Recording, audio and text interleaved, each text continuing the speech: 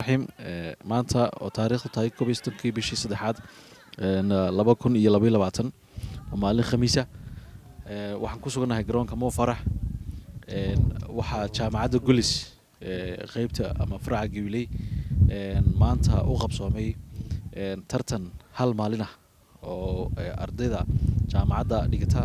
sanadka koobaad iyo ardayda jaamacadda sanadka labaad kulankan oo aan ugu talagalnay isbarasho iyo in maadaama fasax la geliyo ay kaga nastaan waxbarashadii oo extracurricular activity ay u noqoto marka halkan waxa ku dhan muxuu ahaay ardaydii kala duwanaa ama xulkii jaamacadda labada team freshmanka iyo second yearka runtii marka muxuu ahaay waxa garbahayga taagan Cabdiqani Nuux Ibrahim oo ah